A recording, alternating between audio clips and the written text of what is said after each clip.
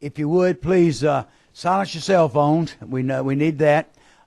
We do have, yes, I'm sorry. We do have some people recording and filming. That is okay, but please do not. And if you need to speak with anyone on the committee, no one's allowed to come up front. If you need to let one of my assistants know over here to the left.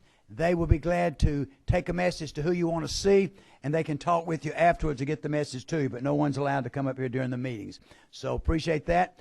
And again, silence your cell phones. And if we could, before we start our meetings, as we always do in our education meetings, Randy, I'd like to give me what's your mic number? 27. I'd like to ask you, if you would, to please open the meeting with prayer. I appreciate it. Let's pray. Father, it's a beautiful day, and we're thankful to you for that and for the many blessings you give to us. Father, as we heard from our pastor this morning, it is a great honor to be able to serve, but we need to remember that there's a great responsibility. Give us the knowledge and the grace that we need to hear the matters before us and do the things you would have us to. In Christ's name, amen. Thank you so much, Chairman. It's really interesting to see everybody here. I'm going to wait a little while and introduce the full committee because I want them all here. But you can tell who are the new members of this committee, buddy. They were here at 2:30. I'm proud of them. I appreciate them being here. They're eager, and I'm letting them carry all the legislation this year. Yes, I am. But just for this time, now everybody will be introduced shortly. But our new members, I'm so proud of them. We have got an eager, I want to say this, we had over 32 legislators that applied for 4 slots we had. 32. So you people consider yourselves lucky, because I tell you, you were showing well. So I'm proud of you 4 that got on this committee. But if you just my new members, because we're going to introduce everybody later, we'll introduce ourselves and call out your number, and I will introduce you. 16. We'll start with you first. 15. All right. If you'll go ahead. State Representative Valencia Stovall of House District 74. Very good. And what does that represent? Give me some cities. In Clayton County, the cities of Morrow, Lake City, Forest Park, College Park, and Riverdale. Very good. Raise your hand and give me starting here on my left, give me your number. How much? 2, okay. Yes, Chairman. Mine is Dave Belton from House District 112, the real Buckhead, Madison, Georgia. And Covington. I'm also an 8-year school board member, and very happy to be here, sir. Glad to have you. All right. Next number is 3. Yes. I'm Beth Beskin from the real Buckhead, the other Buckhead. I'm thrilled to be on this committee. I represent House District 54, which is in the city of Atlanta, all Fulton County, parts of Buckhead and parts of historic Brookhaven. Okay, and number 4. 5, actually. All right. Oh, is it 5? I'm sorry. Yes. Yeah, we skipped one here. My name's Wes Cantrell. I represent House District 22, which is the easternmost part of Cherokee County, a little bit of Fulton, and a little bit of Forsyth. Ball Ground is really the only big city in my district. I'm a former educator, taught school in Cobb County for 7 years, so have a real heart for education, excited to serve. Very good. Reverend Stovall, we're going to have to move you up front because that's where the darts will come when we start. So appreciate y'all being our shield there. Again, we're going to recognize everybody shortly because what's happening, we had a caucus meeting that was not supposed to be called. A lot of them had meetings and bills they had to present, but everybody will be here shortly. But I would just like, because to me it's very important for you, the members, the audience that comes out. And it's so important to me to just recognize, do we have any teachers, people who are in the trenches? Do we have any teachers? Just stand up. Anybody who's actively teaching, and just tell us what system you're from. Dublin City? Well, good. Glad to have you here. Okay, I appreciate that. Anyone else is a teacher? That's important. Yes, ma'am. Stand up. Good. Thank you so much. We're glad to have all of you. I wish I could go around and introduce everybody, but we don't have the time. But we appreciate you and appreciate you coming. Oh, do I have another one up here? Just kind of move over where I can see your hand. Oh, gosh. That's all right. Speak up and tell us who you are and where you teach. We're so glad to have you. It's so important. Now, the next people that are so important and the most important, a lot of times we have any students here that are paging or anybody at the colleges, your student teachers. Let us see you because you're the ones we're really working for. Any students? All right, tell us who you are. Very good. Yeah, you're going to be teachers, right? when you stay with us today, you'll just be running out to apply for a job, I can guarantee you. Now I'm going to introduce the staff later also. We have two more. Come around where we can see you. Let us see you. Step over. All right, and introduce yourself. Come out in the aisle. This is important to me. That's what it's all about. All right. What grades? Sir? All right. We're glad that's what it's all about. Now, you watch how professional this group is up here and how well we run this meeting, and you'll be so glad that we're helping you out with your education. Yes, you will. But we're glad to be here, and we're just excited about being back. And again, you all know education is probably one of the most sought-after committees, and it's one of the probably have more bills than any other committee out there, and a lot of stuff going on. So is there anyone that thinks I left them out when you feel like you should be introduced? Okay, we'll get to you later if you do. What we want to do, we have a full agenda, and all of you got your agenda. We're not going to stay by the agenda as we usually, it's the chairman's prerogative to move ahead or change things, because we have several members that I need here and the superintendent Wood's going to be here, but there's some things that we need to do, and I'm not saying the presentation we're going to have are not that important. They're very important, but we just need to have the people here to be able to speak. So what I'd like to do is move things up a little bit, and I'd like to ask, if he would, to have Mr. Steve Dolinger. Steve, stand up. He's a former superintendent with Fulton County, I think. Fulton County, very knowledgeable. He'll tell you about his association in a minute, but let me tell you, he's here to help us. He's been a good friend of education, a good friend of ours. And Steve has some information he wants to present to us today, and I'm sure if the audience would like copies, you would have some maybe for them. And he's going to talk to us about what he thinks are the 10 key issues, and I agree with him, I've read them all, that educators will be facing this year. So, Steve, if you'll come forward, if y'all want to sit at the table or y'all want to, okay.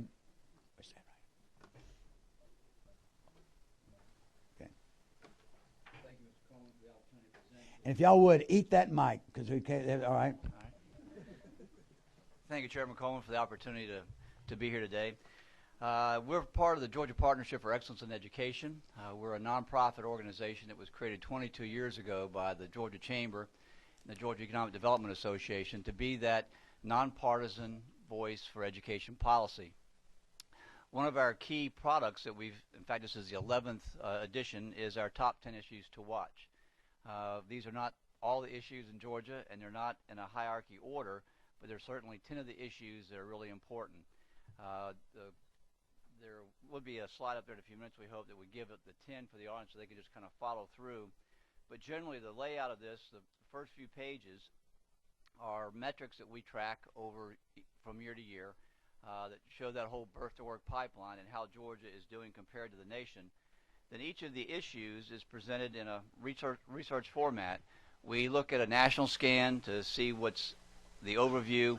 We look at a significance for Georgia, and then we get down to what we like to call the so what action steps for Georgia.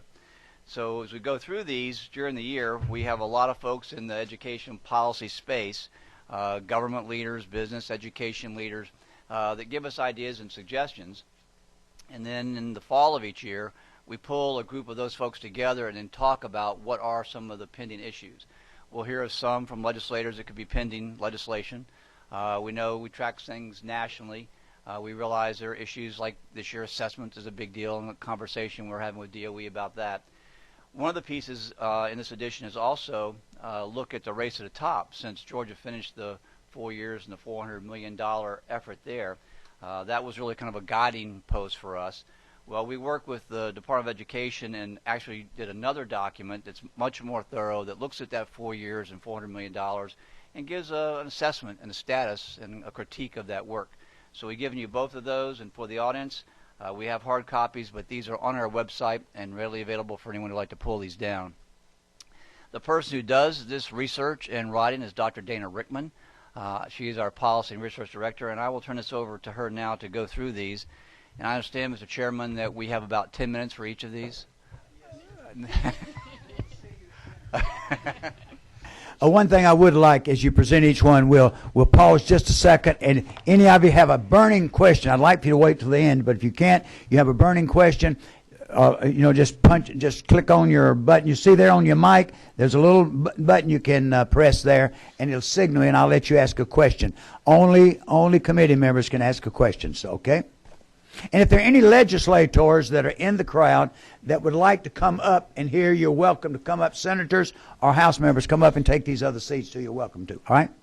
Okay. Thank you very much for having us here today to talk about the top 10. And I probably won't take 10 minutes per issue. I'll probably take about 30 seconds per issue. Thank you. Yeah. And so as you have questions we go through either during or at the end, please feel free to stop me and we can talk in more detail. But just to give you a very high-level overview of the 10 that we pulled forth for this year, the first one's called High Standards, the Value of a High School Diploma, and it really looks at what are the standards in Georgia, both in terms of our standards, like our Common Core Georgia Performance Standards, but also our high school graduation standards. We have some of the highest in the nation.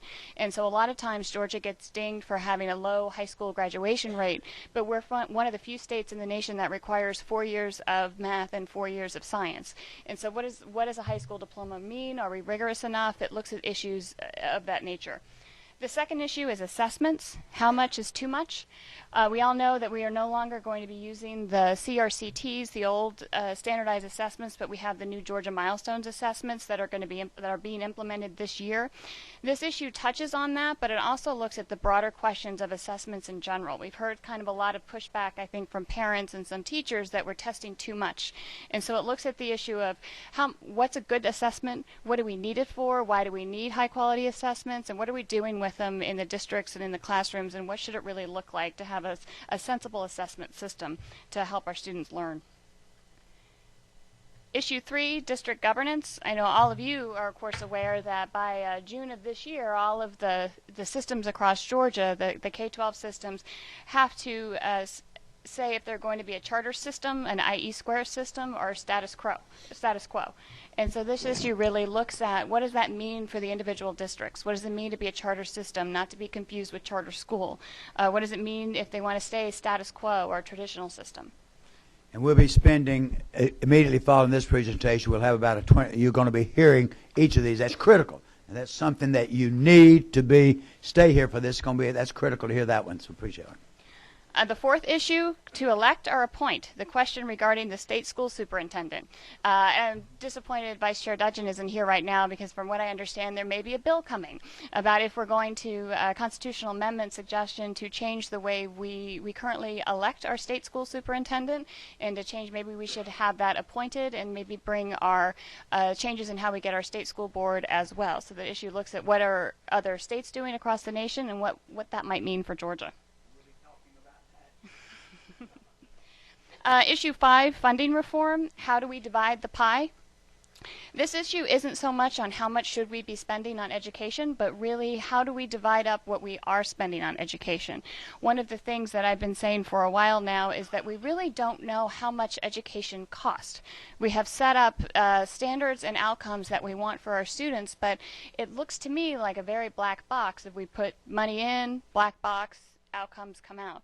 We need some transparency on how we're spending that money. Where are there efficiencies? Where are there waste?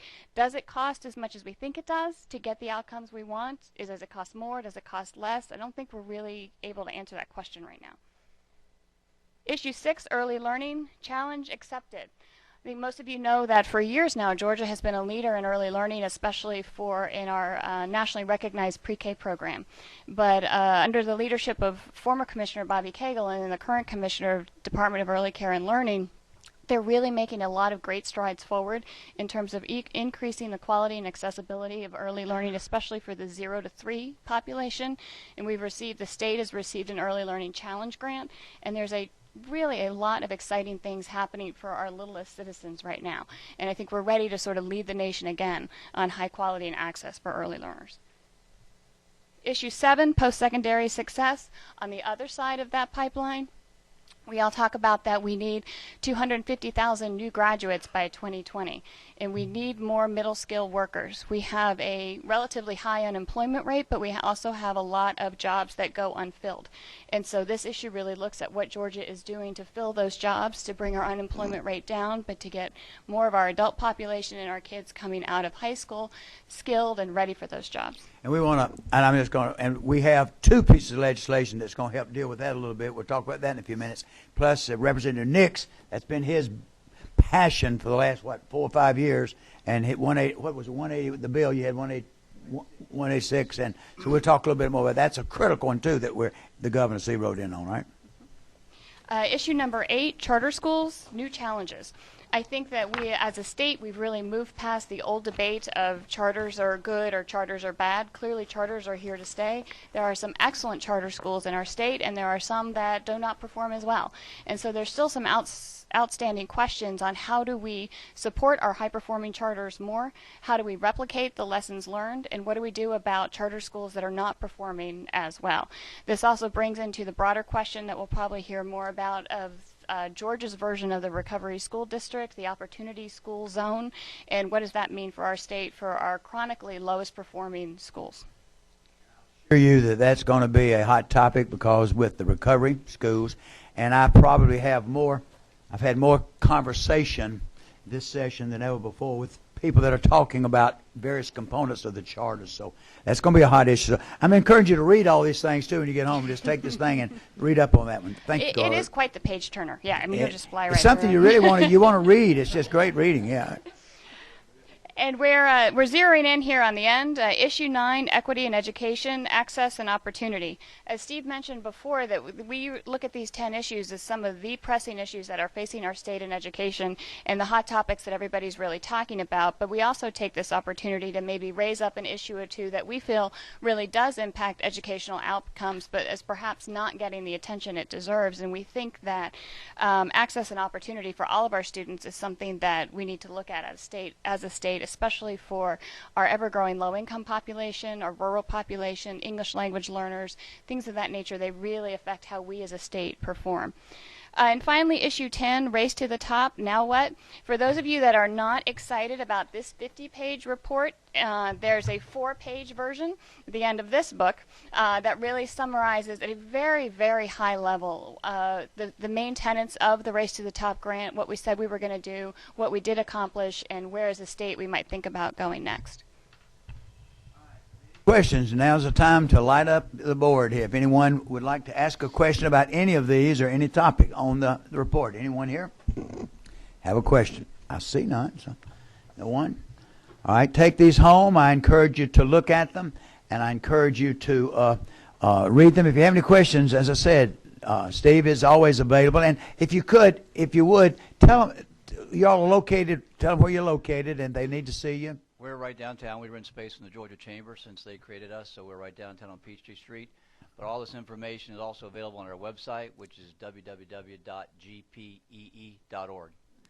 And clarification, too, and particularly a challenge for our new elected officials, these are not separate and discrete 10 items. No. Your challenge is to understand how they really do impact and fit together because one has an impact on the other.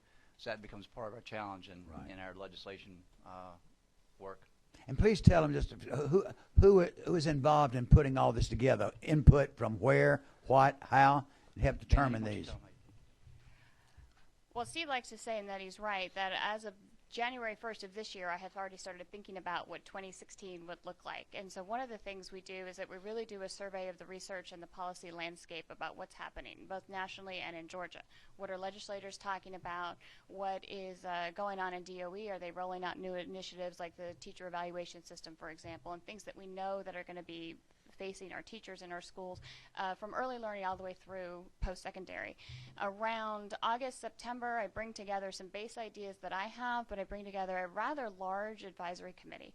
And it includes people from education agencies across the entire pipeline, other advocates like myself, people from the business community, people from the governor's office, and we just get together for an entire day and just talk about what's going on in Georgia education, what's going to be big, and we sort of debate the ideas back and forth and try and figure out which of these issues, because there's more than 10.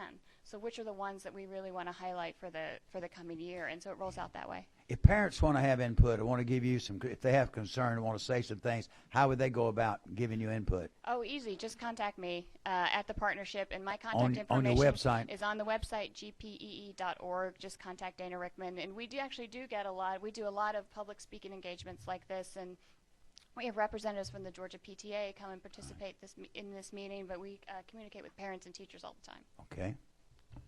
Chairman, we always launch this every year with a media symposium, so some of you may have already seen some articles or radio spots across the state. January 9th is when we had it this year. Georgia Public Broadcasting loves to host that for us. And we typically get about 30, 35 of your reporters across the state. And again, that's radio, TV, and newspapers. And then they do a lot of articles. There were over a dozen articles across the state. Dana was on our local TV station the Friday night that we let this out. But what that also sets us up for, which we really like the role of working with reporters, is that they know we're nonpartisan, and they will call Dana and me during the year, and we have 200 or 300 calls every year. We track those just to ask us to help explain some of these issues, like elected versus appointed superintendents. And sometimes we're quoted, sometimes we're not, but at least that helps us educate these reporters across the state, because some of them wear 2 or 3 hats in your local cities and counties, so that helps them understand better what they're trying to write about. If any of you have ever been to that, and let me know if you'd like to attend sometime, because he'd love to have some of you come. It's great. You get up there and you have these reporters, and they really ask some pointed questions. This year we had Minority Leader Abrams. She spoke. I think she was one of the panelists. Representing us was Representative Dudgeons, and you also had Senator Tippins, I think. Is that right? He was there last year. Last year, but he wasn't there this year. But we had Minority Leader Abrams, and she did a great job. And I said, Mike, Representative Dudgeon did a great job. Senator, so if you want to, and any questions, let them know. Any questions now, we're going to bring it to a close. Thank you so much for being with us. Hold it. Wait a minute. I have a question, number 2. Yeah, Mr. Chairman, I think one of the biggest issues I'm not hearing in this report is teacher morale. I feel like teachers have been battled over the last couple of years. It's never been harder to be a teacher than right now. I've been on the local level for the last 8 years, and I just think we need to talk about how a noble profession teaching is, and we need to talk about increasing and improving the morale. Thank you. That's a good point. I'm sure that was mentioned. Maybe it didn't reach the top, but I'm sure it was, yeah. It's a good, thank you so much for that comment. Anyone else? All right, thank you so very much. Thank you, Chairman. We're very happy today to have with us, who will be here in a few minutes. He's meeting with the governor, matter of fact, our new superintendent. And but we're going to go ahead and go with a part of his program that he wanted to present, and that's the section that we're talking about, that he was going to talk about, was going to be the choices that schools are going to have to make this year. You remember the last several years, members of this committee, and those of you who haven't been members, we've had complete flexibility, basically. They've had freedom because of the budget cut, because of austerity cuts, because of the really difficult times we've had during the recession, and to give them the ability to balance their budget, to provide for their schools. We've given them complete flexibility, expenditure control, and a lot of other freedom. But the law states, it's a law that we had, this was just for a few years, that next school year, schools are going to have to go back to what the law said pre the austerity cuts and pre that time. So also the law says that by next year, actually this summer, schools have got to choose 3 options. And the 3 options are charter system. The next option would be IE square, and what that means, investing in education excellence. And we're going to explain it, because I've had so many representatives say, what are we talking about? Those that haven't served in education have a hard time understanding what that means. Or status quo. Now, members of this committee who are with us, and new committee members, you need to know that we traveled this state last year over 2,500 miles. We had 8 hearings throughout. We met with almost 99% of superintendents, board members. How many on this committee attended one? Raise your hand. Bet everybody. Bet. They look at there. And attended some of these meetings. And in the evening, we'd start at 10 in the morning, visit schools, meet with board members, superintendents. And in the evening, we met with teachers and parents, because they said they had a hard time doing anything during the day. And we got a lot of input and a lot of information and about what they wanted to do and where they saw. And this was one of the top questions.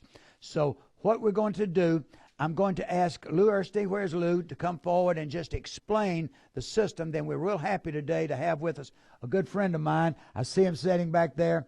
I used to be as tall as he is, too. You'll see when he gets up here, until I had the rezoning for Gwinnett County, and they cut me down to 5'7". You know how it is. But we're glad to have, I'm going to still call you Senator Weber. I tell you, appreciate you, Dan. And he'll be here to follow and talk about the charter systems. And we'll talk about these options. But if you want to come on up, Dan, just sit at the table with him, and that'd be good. And I know you may, do you have anybody with you that'll be talking today? I do. I have 3 of my superintendents. Well, what we'll do is just let you wait, then you bring your whole group up. So, Lou, if you would start out and just tell us what it is, give us a little overview of what you see going on. Thank you, Chairman Brooks, and thank you, committee, for having us.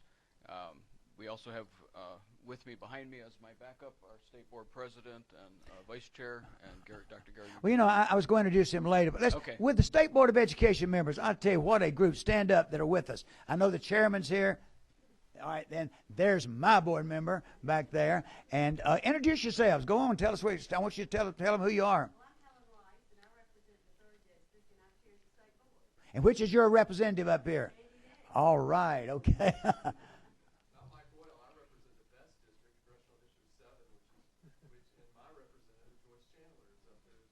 All right. We're glad to have, and I'm going to tell you, they had hearings the same, and you better say I'm your representative too, or I'm not going to take you to breakfast in the morning.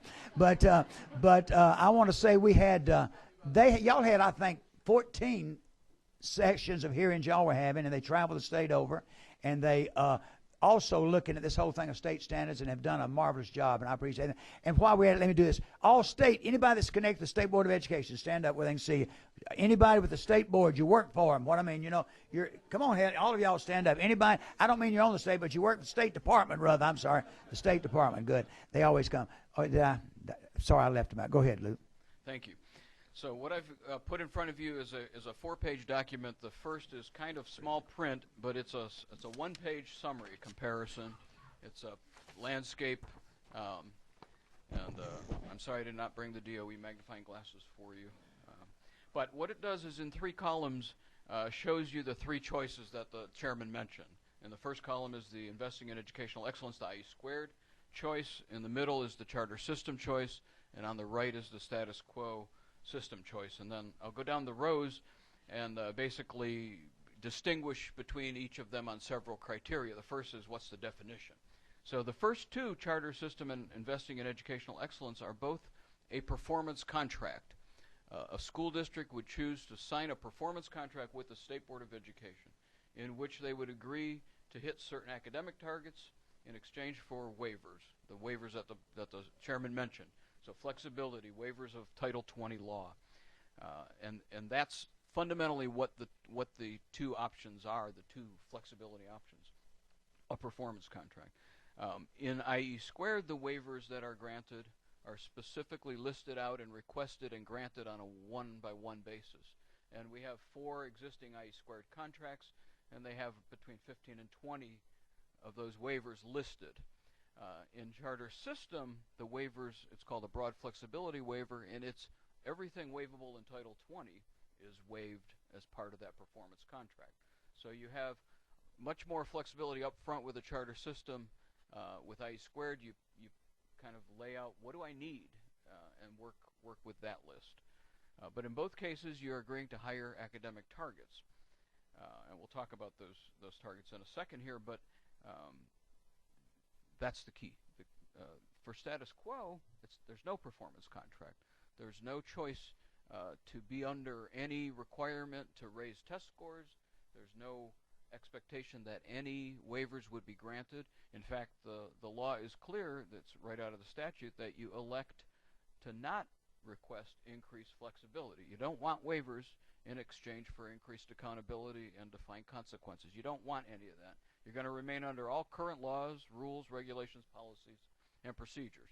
So there's 2 kinds of districts, or 1 kind of district with 2 characteristics that might choose status quo. 1, I've got a very wealthy budget. I have all sorts of reserves, and I don't have a deficit, and I don't need any waivers. I don't need the class size waiver or anything like that to balance my budget. So I've got plenty of money. The other would be I'm doing such wonderfully creative things in the classroom right now without using waivers of any sort. I don't need a certification waiver. I don't need to bring a rocket scientist in without a teaching certificate because I've got another way to do it. So in my district, I don't need any money. I don't need any break on any waivers of state law to save me money. And I don't need any waivers to help me do anything creative in the classroom because I've either figured out how to afford my budget and gotten creative things done without those waivers. So that's the status quo. You'd have to fall into those 2 categories really to pick that. And so I haven't yet heard anybody that wants to be in that category. During our hearings, there's a real distaste in the mouths of all superintendents for that status quo. I want to say up front, there's a lot of concern about all these names, IE², charter system, and we'll talk about that because charter systems are charter, but it's not the same as. And I want you to talk about that a little later. But there's a lot of concern about calling it status quo. We tried 2 years to get that changed. We're not successful. So hopefully during the governor's education review, we'll get these named and really what they mean, flexibility, because that. I mean, it was almost 90% of the superintendents were very upset about just the titles, what they were. So we'll know that. Is that not right, Tom? You were there with me all along. Yeah, okay. Howard, do you remember hearing that? Okay. All right, so that's the primary distinction between the three in terms of overall definition. Another distinction is with IE squared, the Governor's Office of Student Achievement is a partner with the State Board of Education and the department in setting of the academic targets for the performance contract, and they also monitor the performance on an annual basis, and they also are required by law to recommend consequences for failure to meet those targets. So GOSA has a role that they don't have for charter system, and there, of course, nobody has a role under status quo. So that's a key difference between these as well. A fact that charter system has that IE squared doesn't have is local school governance. You have to have a local school governance council at every school in your charter system. And what a local school governance council is it's a group that has, according to the law, it has a requirement to essentially provide input to the superintendent in issues related to what we categorize or summarize as people, time, and money. Who's in the building? What are they doing in the building? What's everybody doing in the building? And then what's the budget for that building? What kind of discretionary authority do they have over that budget? And so it's not a charter school where you hand them the money and they make the choice and just let you know what happens at the end of the year with their test scores. It's a more integrated part of your system that the superintendent looks to for input and guidance for what's going on at that school. And so the superintendent's required to take that into account. Superintendent doesn't have to do what they say. He or she has to take it into account. And the local board would say, if they've chosen charter system, well, what does the local governance team think of this? And the superintendent would then let them know. And for example, for hiring, minimum requirement is that they have some say over who the principal would be in a building. Not that they choose the principal, but that they're included in some fashion. We have 28 active charter systems right now. We have 28 different ways of accomplishing that. And that's part of the point of chartering is you have all this flexibility to use as you see fit. So we've got a lot of options out there. And so whenever somebody's looking at one of these options, they want to look at 5 or 10 charter systems to see how it's happening. So that's a key distinction between them. Local school governance councils at schools in a charter system, no such requirement for IE squared. And again, status quo, they don't have to have GOSA involved. They don't have to have a local governance council or anything. So what you get from the first two is a flexibility to innovate, because you got waivers to waive certification if you choose to have a rocket scientist come in who doesn't have a teaching certificate, or any of a variety of others. You have financial savings possible. Class size waiver obviously saves you money. More importantly, you have expenditure control waive, so you generate funds, and then you get to choose how best to spend those funds, rather than having the formula tell you, well, you earned an assistant principal, therefore you have to have an assistant principal. It's you earned the money to pay an assistant principal, and now you get to choose how best to apply that funding at that school that's best for children.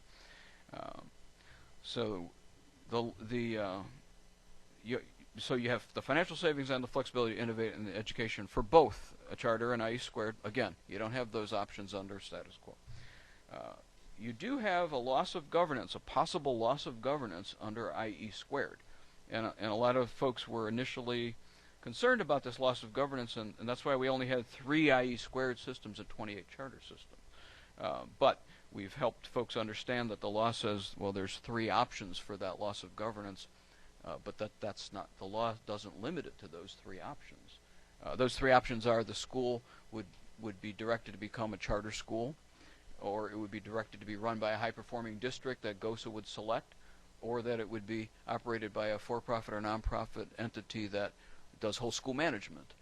And the department is required to do a request for proposals and present a list So GOSA could, if they wanted to recommend that, the district could pick from that list. So those are governance. Those are the ones that are listed in the law. But there are several other potential consequences. And so what we've done is we've expanded the possible consequences to help districts understand what the possibilities are. So you'll see in that last box on the lower left there, during the contract term, if a district has a non-performing school, in other words, they don't hit their target. And let's talk about the target for a second. For IE squared, the target has been negotiated with GOSA and the state board that it's a 3%, you take the gap between where you're at on CCRPI and 100, and then you take 3% of that gap and you have to close it. So let's say you're at 60, and so the gap is 40 to 100, and you have to close 3% of that gap a year, 1.2 points on CCRPI a year for 5 years. That would be your performance contract. It's set in stone essentially for everybody, so everybody knows up front my targets will be 3% of the gap between wherever I'm at for that school's CCRPI, which is the College and Career Readiness Performance Index. You recall it's a 0 to 100 scale that we now use.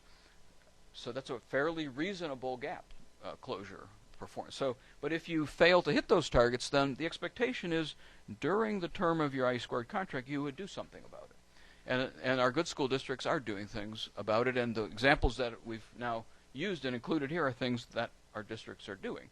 So there's nothing new and exciting here. It's just putting the obvious down on paper that you figure out why the school didn't hit the target. You diagnose the real cause. You don't put a solution on that doesn't address that real cause. And so that's the real test for us in reviewing a plan to fix an individual school's problem would be, have you properly diagnosed it? And does the solution you're proposing fit will it address that core issue, whatever it is, or core set of issues? It could be school climate, for example, and so you're going to go whole hog on PBIS because that's how you're going to address the school climate issue, and that will suddenly you'll see the CCRPI start to climb because you've addressed the core issue. You don't go and change governance necessarily or reconstitute the school. It could just be behavior of people that are in the building being changed. So that would be an example of what you do during the life of the contract. If you deal with all your schools each year and you get to the end and you still have failing schools, or you don't deal with your schools, you just ignore it, at the end of 5 years, GOSA is going to have a different opinion depending on how much effort you put into solving the problem. And I don't mean to speak for GOSA, but GOSA has that latitude to be able to say, well, you didn't do anything, so we're going to recommend one of these more draconian solutions here, or you have made a serious effort every year, 5 years, to address this issue, and we think that you deserve to continue on. You're getting close. They're looking for a pattern. How is it that are we seeing slow, steady growth, but we're just not hitting the targets? But over time, we're headed upward. That's good news. So.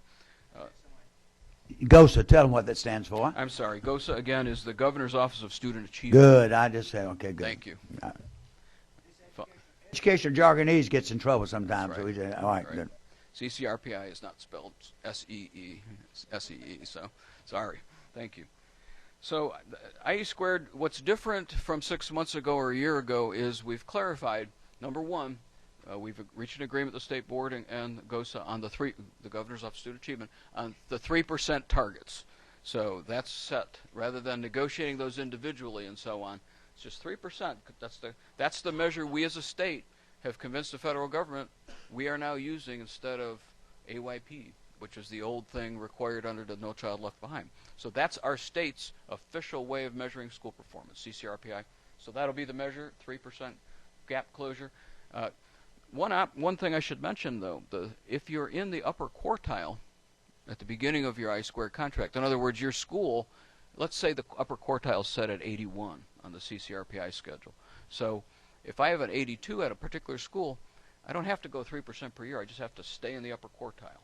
So we give a high-performing school some flexibility. They're welcome to grow 3% a year. They're welcome to get up to 100 on CCRPI. But the requirement is let's focus that district's attention on the schools that are not there yet.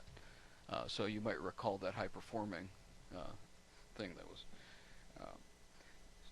So that's IE squared, and I'll talk a little bit more on charter system, but let me, since we've just focused a little on IE squared, let me see if there's any questions on. I have a couple of questions. We're going to give you just, we only have about 5 more minutes for this one, so I want to be sure everybody gets some. All right, 25.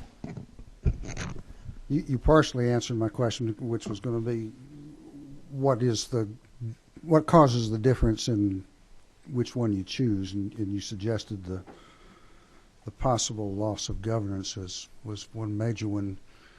Wondering if the additional funds that they earn in charter systems may have been equally or greater influence. You know, we make it clear, and early on in the first 16 charter systems, the superintendent had to sign a statement with the application that said we are not applying for this to get that supplemental funding, and if it's not appropriated, because the law says if appropriated, we still want to do this because we're committed to this approach to governing our school system.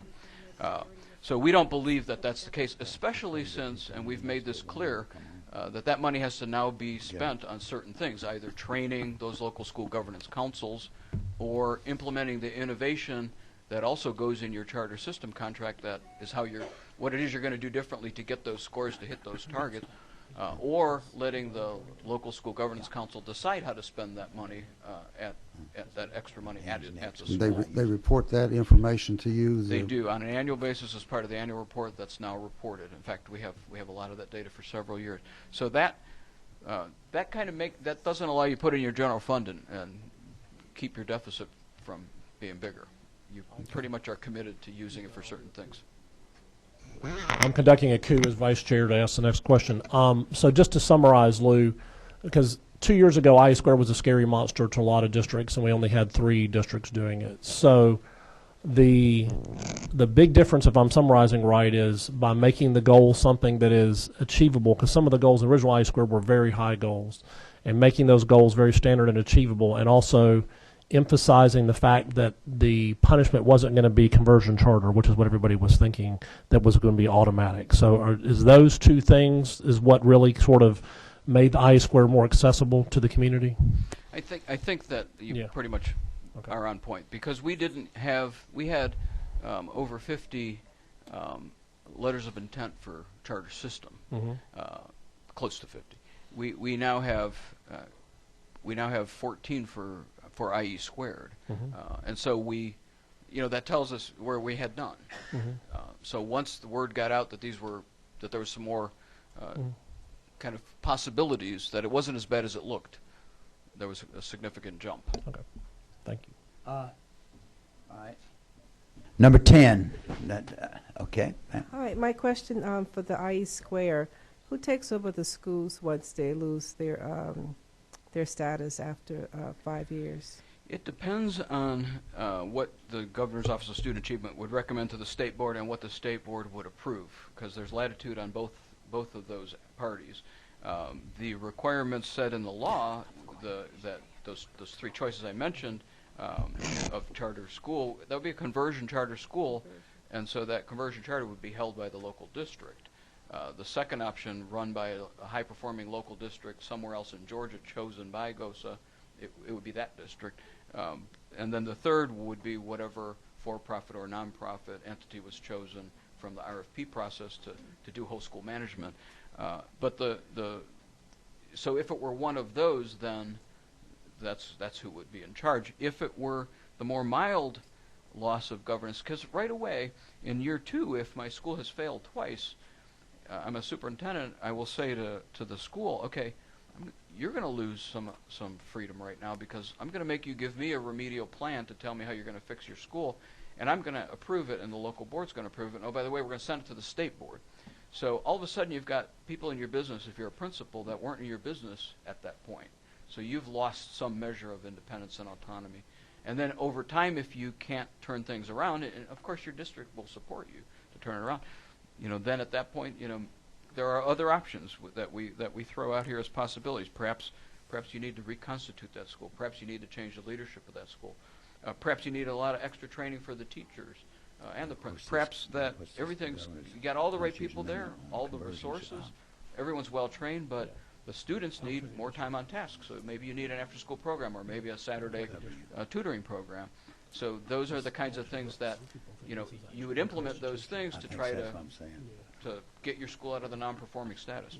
I think you're going to see. I mean, we could spend a lot, but I think you're going to see when the governor starts doing this study, this reconstitute schools, and all that. The Constitution Amendment will address some of this stuff. He's going to be looking at a lot of this stuff, and I think you're going to see a lot of changes when this committee meets and the things they're going to recommend for flexibility or whatever. Don't you, Lou? Yeah. I know you can't say. Isn't it true, Mr. Number 12? Hey, Lou. I guess this goes a little bit back to Pam's question about the schools that fell. So if GOSTA decides, how would you decide what high performing district is good? Because it feels like we're already moving toward that innovation district model. So how would you choose what school district, would take over? And would that be the extreme case? I would imagine. It's in the law, which is why we mention it. And I think probably it will end there, because I don't really think. I think the real focus will be on having that school district address those issues, and then okay. So So they do have some of that local Sure. control there. Yeah. What about can I ask another question, Mr. One Chairman? more, I'll be yes. additional brief. The per pupil funding for QB, if appropriated. So why, for a status quo system, why, if they are high performing, why isn't, it almost feels like they're being punished for staying status quo. So why would we be possibly appropriating additional money for a charter system per pupil than we might for a high performing or a well performing status quo? And I thought we weren't using the word status quo. I thought we used traditional. we haven't changed our headings. Call it like it is. It's the law. Thank you. So We've talked about that for 5 years. That's right.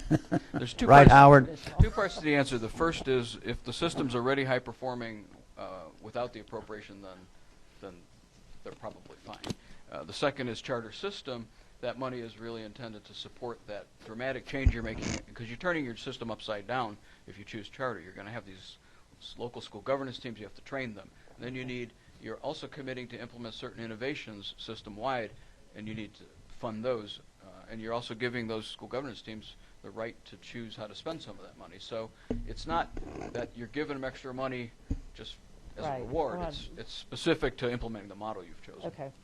All right. I tell you what, take about 2 or 3 minutes to just bring it to, because I want to bring Dan, and then we'll let you come back and finish up, because I want to keep this thing on task. We can let it go on and on, okay? I think I've pretty well covered it. Let me just tell you the other 3 things in your packet. One is a summary chart that shows that 68 school districts out of 180 are in compliance with the June 30th deadline. 28 of them are already approved charter systems. 4 are already approved IE squared systems. Cobb County was most recently approved. 22 have submitted a letter of intent for charter system. 14 for a letter of intent for IE squared. And 102 are engaged in the process of deciding, which means we've either been to their board meetings and presented to their superintendent and their staff, presented to their community, or they've participated in meetings that the RESAs have had or that GSBA or GSSA has had. So we've been out in the field for over 3 years speaking to over 140 districts. So 102 have engaged in the process with us in some fashion. 10 we have not heard from, and we have no record that they've been at any of these other meetings. So the maps on the next 2 pages, the first map on page 3 shows you the charter systems, and Carrollton City is supposed to have a little green box around it. But you can see the bulk of the existing 28 charter systems are more northern. Of course, we have Dublin County here to balance that today, and you'll hear from Superintendent Ledbetter, I think. The IE squared systems you'll see are up there and in blue. The next page are where the letters of intent are, and you can see now that it's clear that folks are engaged on this. It's all over the state. So the schools are involved in making a decision and trying to decide, and they have to do this by next school year, right? By June 30th, they have to give us a letter of intent which says simply, we will go this way or that way. Right. Now, the state board in its charter system rule, which it adopted in November, and in its IE squared rule, which it will initiate in February, have said, if we have a letter of intent from you to pick one of these 2 options, and you ask for a waiver for next school year, we'll be inclined to give it to you because you've made your commitment. Made your commitment. So you won't be held back from having a waiver in 15-16. For 1 year, yeah. Correct. Is that 1 year? Yes. Let me ask you this: of the options you have here now, which one includes more money? That because I heard that money mentioned. Of the options, which one includes additional funds? Charter system is the only one with additional funds. And how much is that per child? It's a 3.375 weight in QBE, which is 85 dollars per child. Yeah. Except in the largest system. Correct. In the largest systems, I think the Representative Dixon, it's capped capped at at 4.5 million. I have you a question. Yeah, I was going. Yeah, Mr. Representative Dixon. Because the number of systems who choose that charter system status has a certain amount of impact on the FY16 budget. Correct.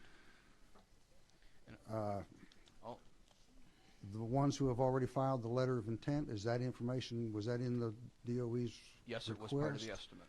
What happens with the ones who wait until June 30th when we already have the budget Well, fixed, the ones that are so to included in the speak? 16 budget are the ones that are likely to get all the way through the approval process by June 30th. The ones that submit their letters of intent on June 30th will not be affecting the budget till FY17 because they would work on their application during FY16, and the state board wouldn't approve it until the beginning of 17. Okay. So that we've tried to account for both of those in the estimate, so you should have a fairly accurate estimate of what might happen. Of what you've been working the system, what do you think? If you could look in your crystal ball, where do you think you fall out? Do you have any idea as far as numbers? 75, 25 IE squared. 75 IE square, 25? 25%. For Yes. 25% charter So system. maybe 80-20. It really depends. How do you think it's going to be with the status quo? I think we'll have a handful that will start off Like you said, trying to be status quo before they realize that it really does mean that they won't have the class size waiver. Okay. Class size waiver, excuse me. Yeah. And once they find that out, they'll be, well, we can't afford Your members of the committee, you need to know there will be no. A lot of times, I think some of them think we're going to say, okay, let's give them another year. No, this is what's going to happen. They're going to have to choose the three, and that's why we're getting a lot of calls, and that's why there's been a lot of holdouts. A lot of the superintendents thought we'll cave in and this, but it won't happen. So. Okay, thank you. Let's stick around because we may want you back. All right, if you would, Mr. Webb, Senator Weber, come on up here. Bring your group. Yes, bring them on up here. And are there enough chairs? I think there's 3 up there. Yeah. Oh, we may have to get and there's one over here. There are 4 of them. Good. See some of my good friends here, some of these great superintendents. We're glad to have you with us. Why don't you introduce your guest, and then we'll let you go. If you want to come down here. Dr. Emily Lenbeck from Marietta. She is the chair of our board of directors for the Charter System Foundation. Mr. Ken Zeff from Fulton County works very closely with Robert Avosa in leading the charter system there in Fulton. And Chuck Ledbetter from Dublin City Schools has brought some people with him today. So what I would like to do is just spend, if I may, Mr. Chairman, a minute or two, and then let them take it from there. All right. Tell you about the work that they're doing as a charter system. Okay. I do have a handout here from Marietta as well as Fulton, if I may. Okay. Now, the Fulton handout, we only have about 7 or 8 of these, so you might need to double up. And then Marietta is here.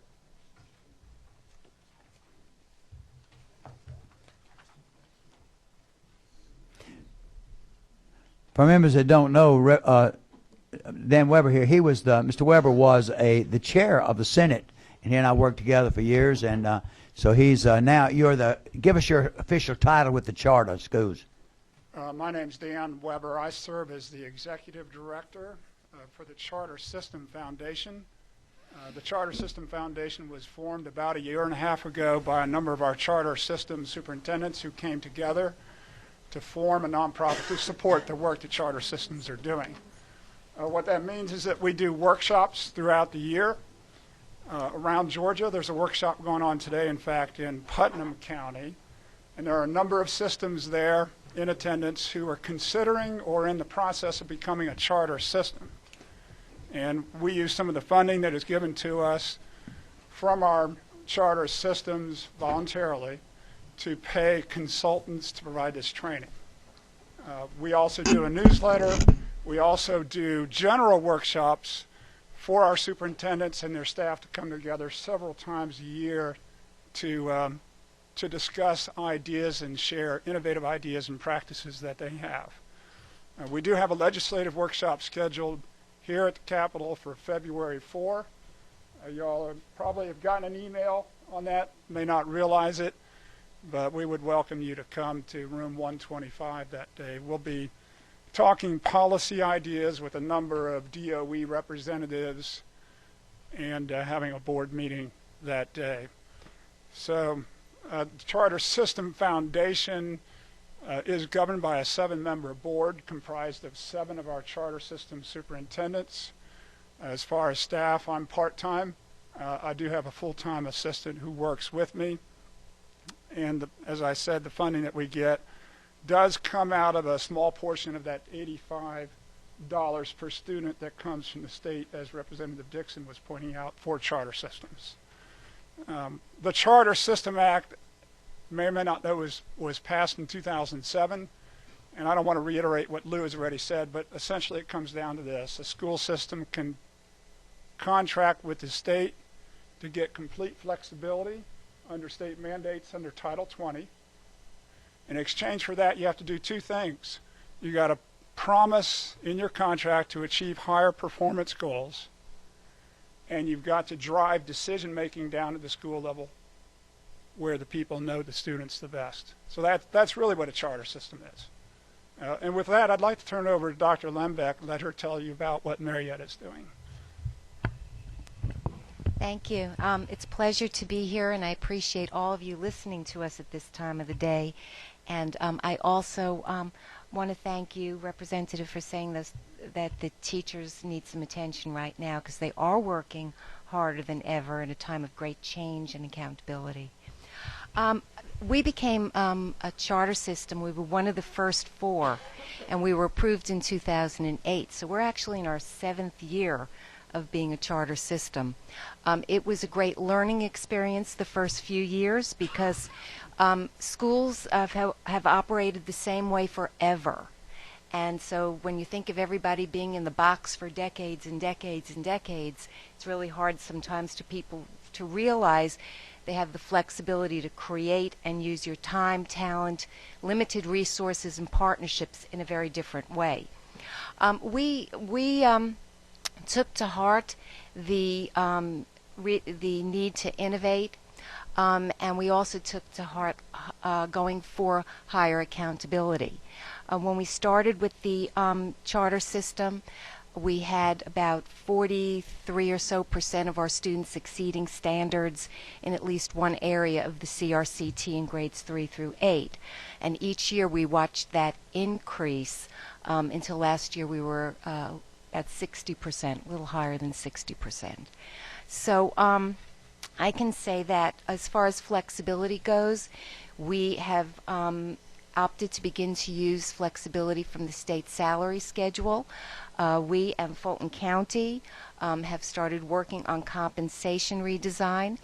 It is a true work in progress. It is not easy and it is not fast, but we're very committed to trying to find ways to recruit and retain and leverage the talent of teachers as this new generation comes in and the boomers retire out. Very, very different culture.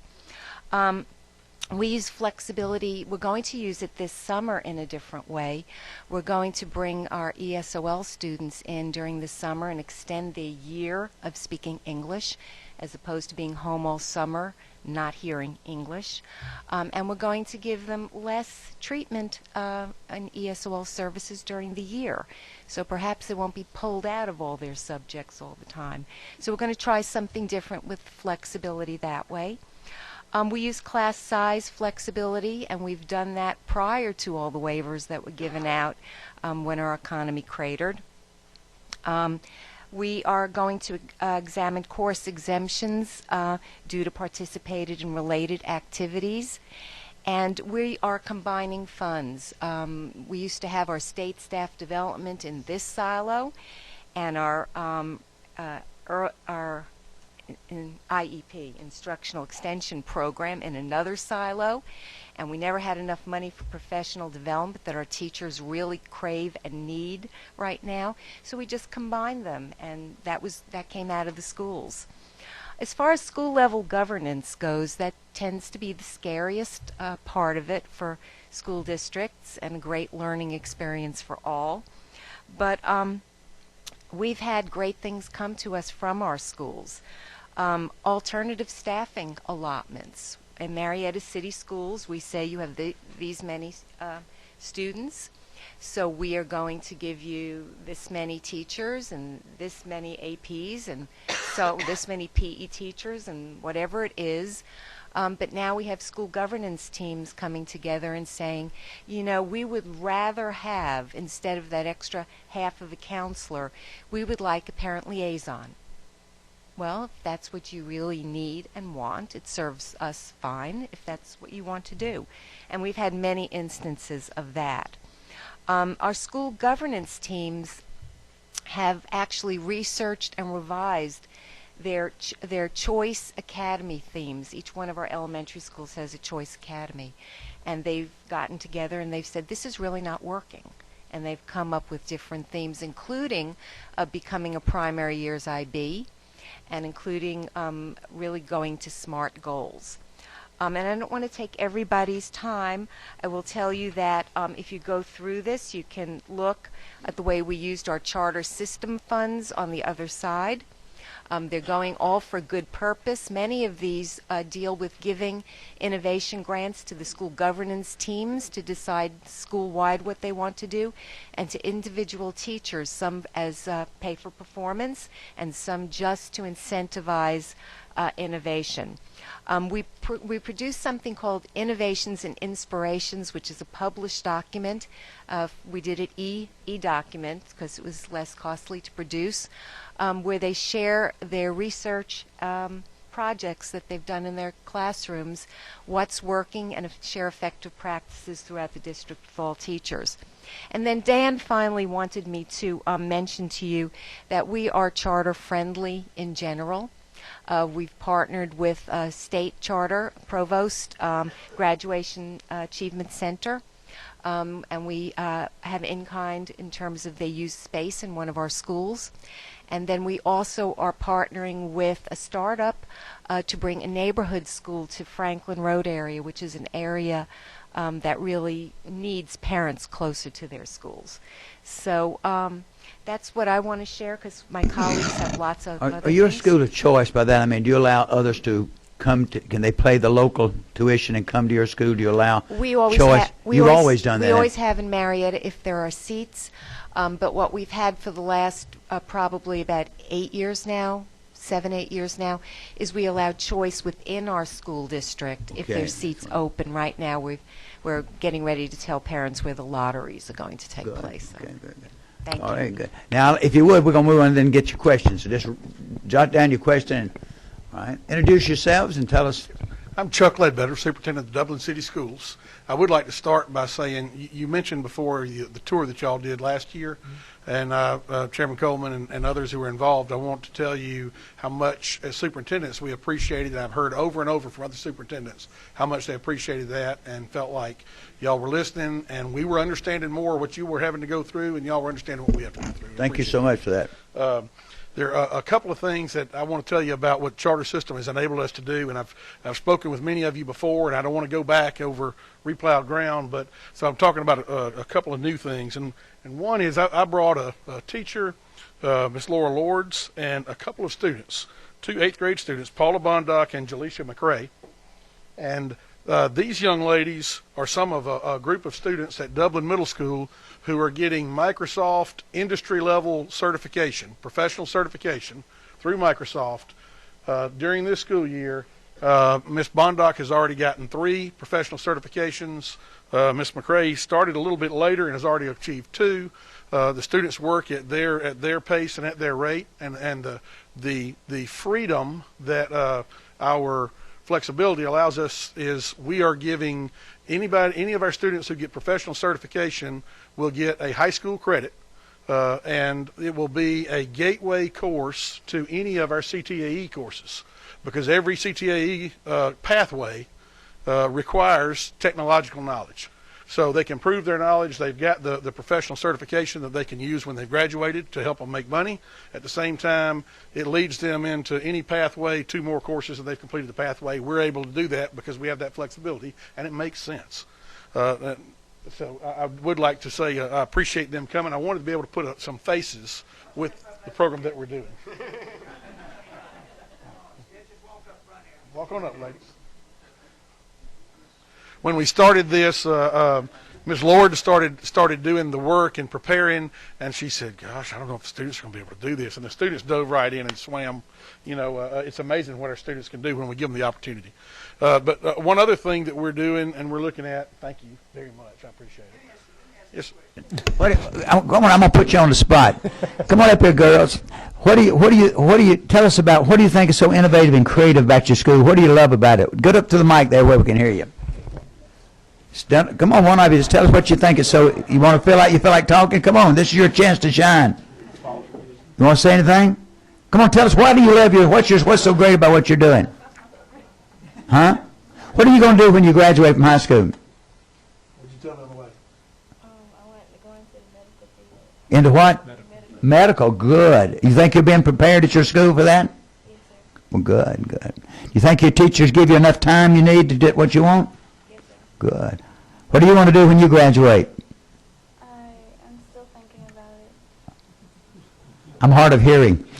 You're thinking about it. That's good. Keep thinking. I'm proud of. Let's give them a hand. We're proud of you, students. That's what it's all about. I don't care. That's what it's all about, these students, all right? One other thing that we're looking at, as a charter system with all the flexibility, one of the things that a lot of us have been talking about in leadership and charter systems is a lot of what we've done is great, but it's been playing around the edges. And we do a lot of things in education because we always have. So one of the things we find, we're 82% poverty rate in our students, and we find that children of poverty learn just as well as children of means during the school year. But we're losing them, and the gap's widening every summer. And so one of the things that we're putting together for this coming year, and we're talking with parents and with a couple of pilot groups of parents who want to volunteer, is a class of students that will meet, or actually 2 classes that will meet from 8 to 12 every day, and 2 teachers who will work with those students, but it'll be year-round. We're working with communities and schools for the activities, so they'll do their academics, their core academics from 8 to 12 every day. We'll have breakfast and lunch, and then go to communities and schools in the afternoon for the things like PE kind of things that might not be as academically intensive, and I think we can manage that and see if in 240 days in a couple of years we can't close the gap of what we're not getting in 180. Next week we'll be hearing a little bit from communities and schools, and you're telling us you think they're wonderful. Absolutely. They are. I agree. They're fantastic. And are you a school of choice? Are you a system of choice? We are. Our parents can choose to go to any one of our academically themed schools. Yes. They're free to go? Yes. Okay. Do they choose teachers? Are they allowed to give them some teacher choice? We'll take input, but we say, we'll listen, but we can't promise. Okay.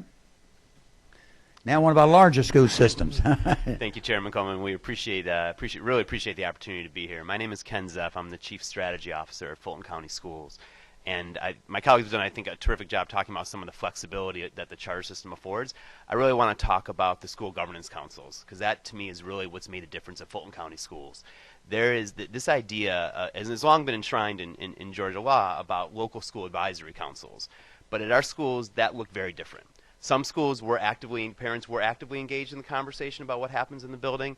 In other schools, it was the prom planning committee, or they talked about the colors of homecoming, etc. They didn't, because they weren't given an opportunity to take a part, and principals and administration didn't create an avenue for parents to be involved in the conversation. These school governance councils have really changed the DNA of Fulton County Schools. And what I would say is the charter system, I'd say if you leave with one idea around school governance councils, charter system is not an end in of itself. It's a means to help you live out who you are as a school district. And Fulton County Schools, our belief is empowering. It's decentralizing authority, putting decision making, as Chuck said, in the hands of local decision makers. Those are the folks that know. Fulton County, we serve a 75-mile area, about 100,000 kids. each community, we have kids who grew up with a lot of resources and kids that didn't grow up with a lot of resources. But what we found in these school governance councils is when we offered opportunities for parents to get involved, every school raised their hand. There are pockets in south part of our county where people say those parents they don't participate. That wasn't our experience. We had 430 seats. We had 950 parents running for those 430 seats. Every single seat, we set a goal of 100% of the seats will be filled. 100% of the seats were filled. And it wasn't because we did anything special. It was because we opened the doors and said, we need your input. If schools can be intimidating places, especially for some of our more fragile families that don't have a lot of resources and maybe didn't have a particularly good experience in their own schooling. But by saying, look, we don't have the answers, but we need your help, we found that the school governance councils have made a big difference. And to the point that Representative Belton made about teacher morale, teachers are part of those councils. When there is an issue, and we've seen even some schools saying, because there's so much, we actually want to reduce the instructional year. We actually want to have more professional development time for teachers because we think we can do a lot. And just having a few more minutes each day doing the same thing, instead of ending school a little bit early so we can get together as groups and plan, that's coming from our teachers, because our teachers are raising their hand because they're around that table. There's 3 teachers as part of our 10-member school governance councils. So that's made a huge difference for what we've tried to do. The other thing I'll say is the first thing those councils do after they get appointed is they spend 6 months building that school strategic plan. Too often in education, we rush to solutions. We rush to the next program. We rush to the next idea. We don't linger in the data of what's wrong. And we don't know what problem we're trying to solve. And so as soon as, and the flexibility is sometimes what gets people excited about the charter system. We want school uniforms. We want longer days. That's great. What problem are you trying to solve? If you don't have a culture problem at your school uniforms may not be the answer. Not that school uniforms could be good or bad, but it depends on what your environment is and what your data is telling you.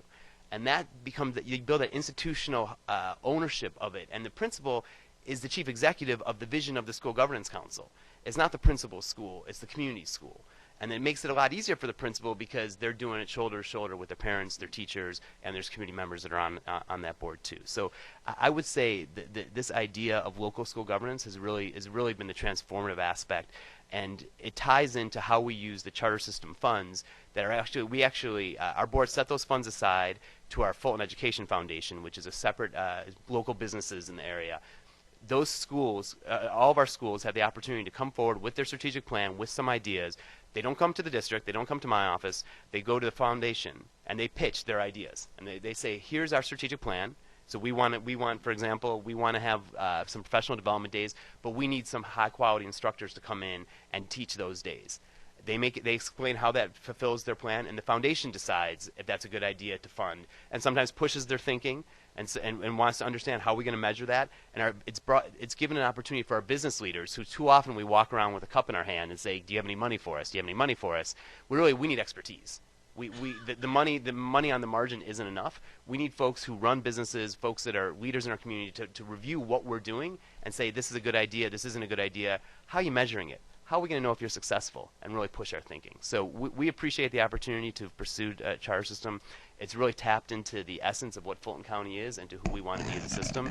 And I think it's something that our community, we couldn't take it away if we wanted to, because our parents now own our schools. Well, I've been thrilled. I know when Dan and I served together, Dan's dream, and I have to tell you, Dan's had a dream since he was a little boy, and that was to take a huge system cluster and put it down at the local level. And I commend him for what he's trying to do. You know, as I've been sitting here and listening to you, I just get goosebumps being a former educator. But I can't imagine really why anyone would choose anything but charter system. You know, but let's face it, there are a lot of superintendents that are scared to death, and a lot of principals because they're not ready to put those decisions. And we do need the other options, for people to get there, because it is so important. I'm gonna be if anyone wants a question, put them up now, because I'm gonna take your question. I'm making these comments, but I appreciate what y'all have done and the time. I want to ask you this question. I mentioned earlier the names, because I've talked with the three. I've talked with Dr. Avosa a lot about that. I've talked with you, Lynn, some. But what do y'all think? IE Square. That's probably the most confusing thing of NN. Nobody likes status quo. What do y'all think about maybe renaming these, or is it a name matter? Some say they're frightened. Lynn, what do you think? I'm going to put you on the spot first.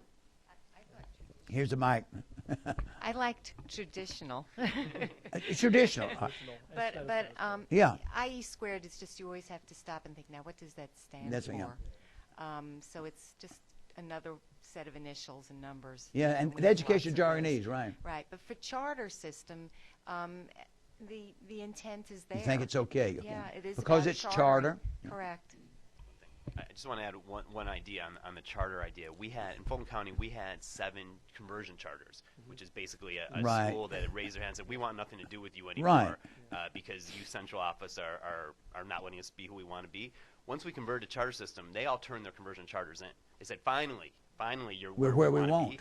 And so we still want somebody to run our IT system and process our payroll checks because we don't want to get in that business because that's a tough business, but we need the freedom to be who we are. So I think having the word charter in there, while it is confusing, I think it does signal that that we're open for business.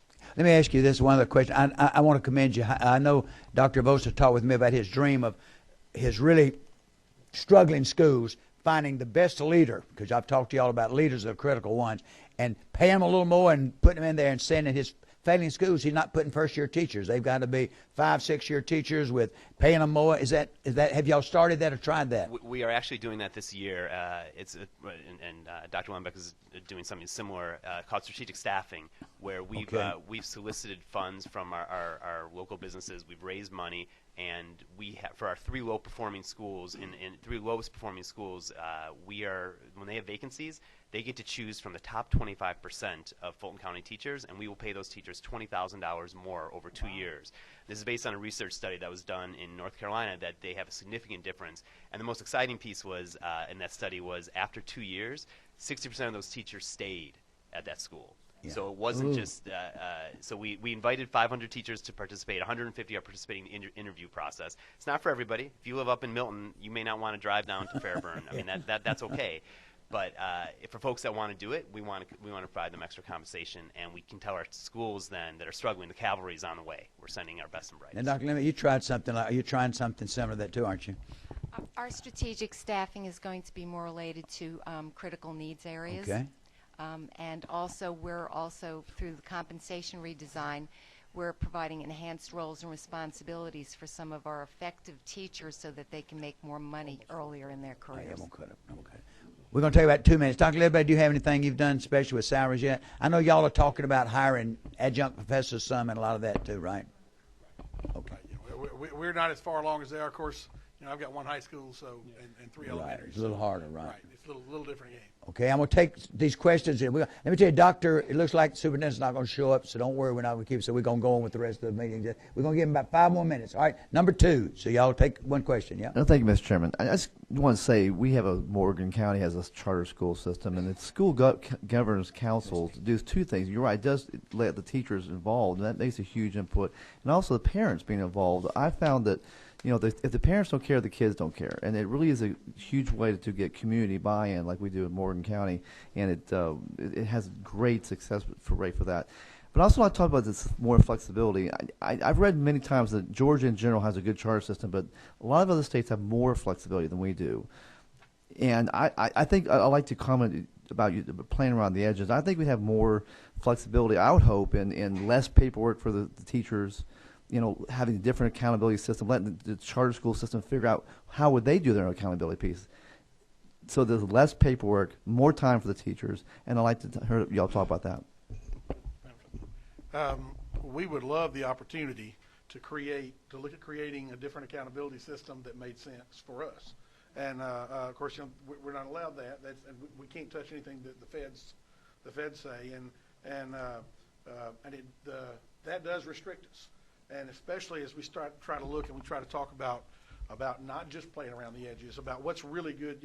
We have all of us have the same model that's been around essentially since 1890, and it was a really good model for sorting kids and deciding who are your academically and who are your technical kids and who are your go straight to work kids. And some of those you can go to work and go to the mill when you're a 6th grader at 16. And that's okay, and that was all work when we had those, and all that's gone, and all the times have changed, and yet we're still doing the same model. And so there are a lot of things that we look for in models and a lot of great ideas out there that some of that flexibility and some of that accountability of flexibility, we all want to be accountable. We all need the accountability, we know it, but we need an accountability system that's as flexible as our communities are.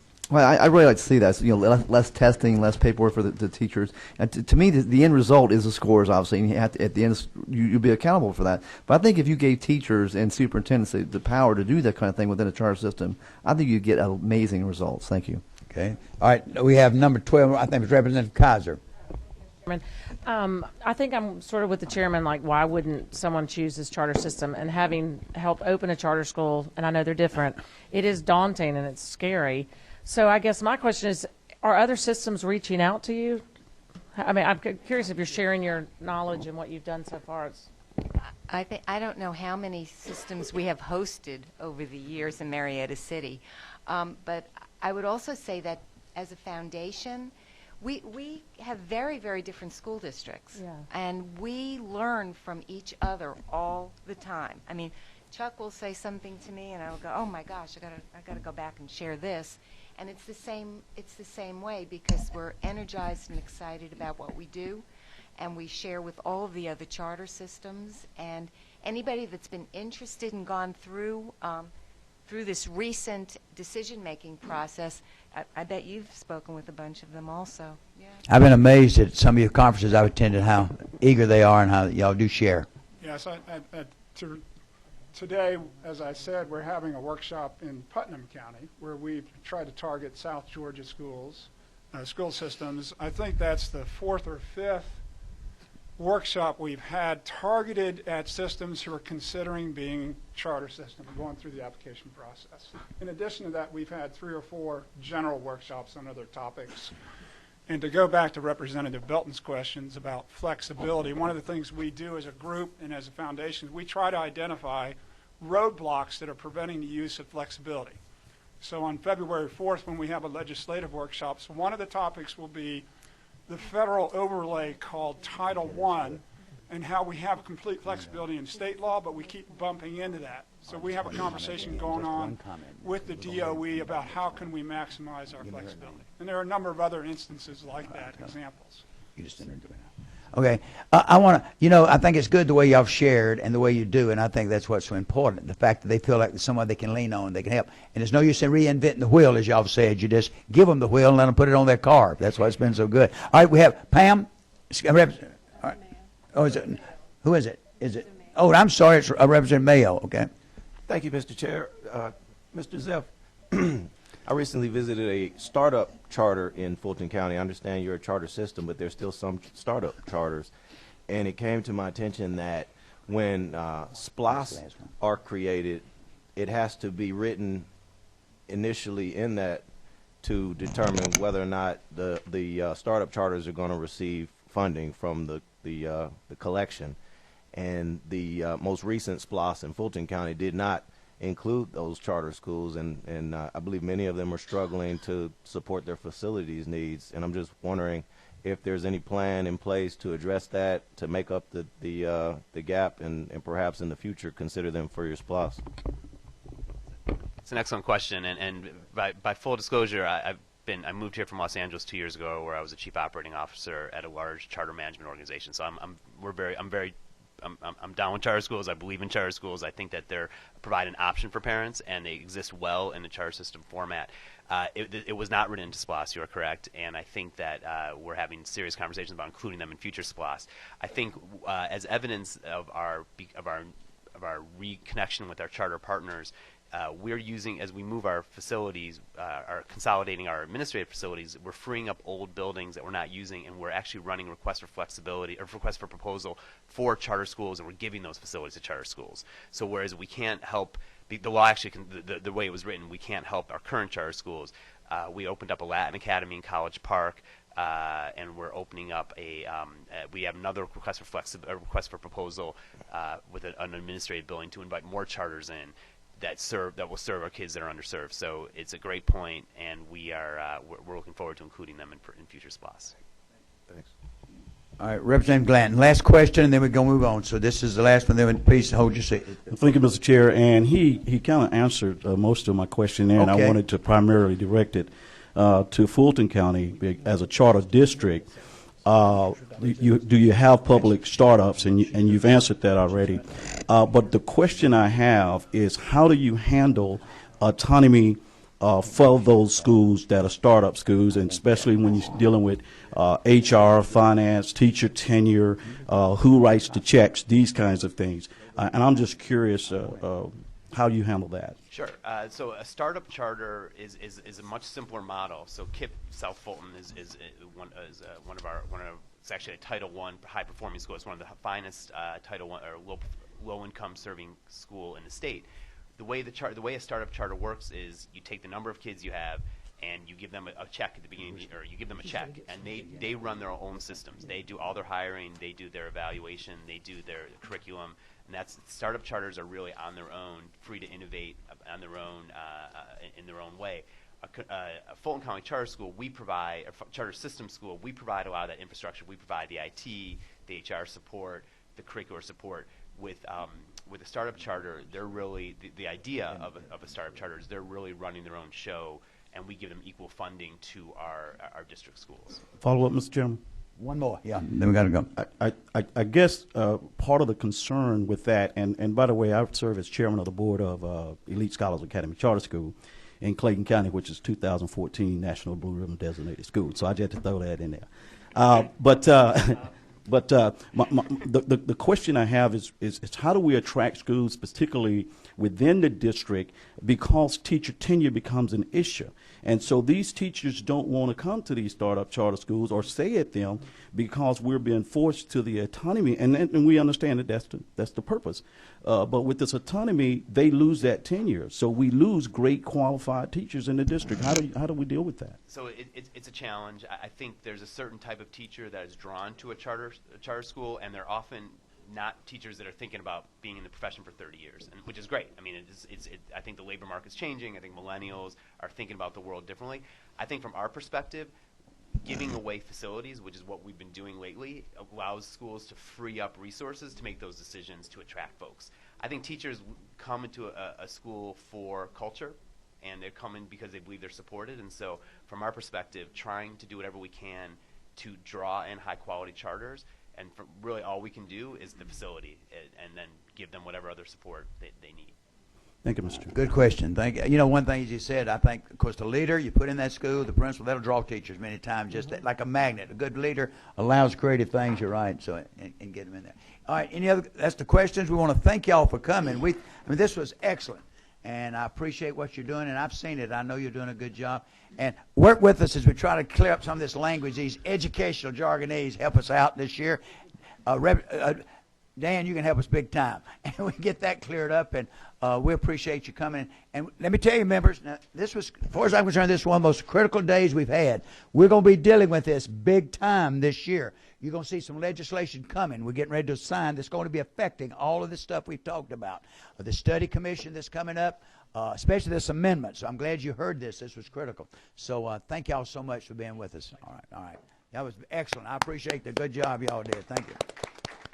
Now, if you would, open your folders. We want to go to the agenda quickly. We'll take about 5 or 10 more minutes here.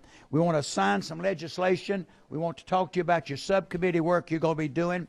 But the first thing we need to do, I would like to go around the room quickly, and everybody in the audience, you don't need to leave if you're on these lobbyist group, because you need to meet these people. Randy, you started.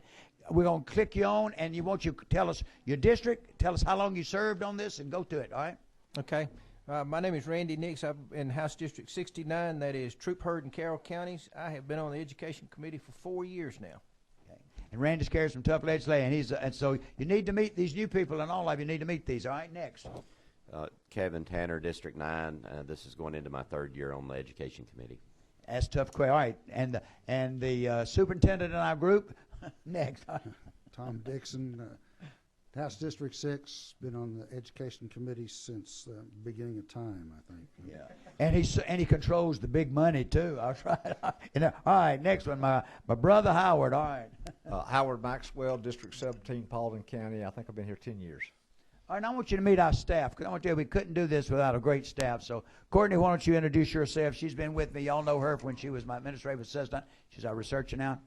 Courtney Gillum. I've been with the Education Committee since 2012. and she started working when she was 14. She's done a great job. All right. Brooks Coleman, I'm the chair. I've been in the House now 22 years, on the Education Committee 22 years, and I love it. Former teacher, principal, assistant superintendent of Gwinnett County Schools, and I've been in all your systems with a lot of these people, and I really think we got a great state and a great education system. Mike? Mike Dudgeon, District 25, Forsyth County in North Fulton. Been in legislature 4 years, and a former school board member. And he's our chair, vice chair here, all right? Next, what's your number, 18?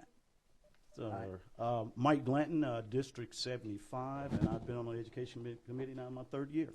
All right. Next. 15, is that right? Yes. All right. Valencia Stovall of House District 74 in Clayton County. All right, let's get first year on Education Committee. Yeah, good. All right, let's come on around with Hugh, and then we'll get with the staff. Hugh? Boyd and I've been on the Education Committee going on 13 years, and I represent, again, District 99 in Gwinnett County. Next. Again, Representative Dave Belton, I'm a freshman. Thank you. Yeah, let you get yourself again. Again, I'm Beth Beskin. I'm a newly elected representative, so I've been on the committee 3 weeks. 10 minutes. All right. 2 hours. Wes Cantrell, we're number 5. Mr. Chairman. I got you. Wes Cantrell, and I've already introduced myself. My 3rd week as well. Good. All right. Next, Ron Mayo Mayo from DeKalb County. I've been on the Education Committee 7 years. Ma'am.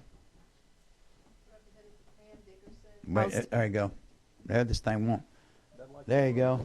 Representative Pam Dickerson, House District 113, and I've been on the Education Committee for 3 years now.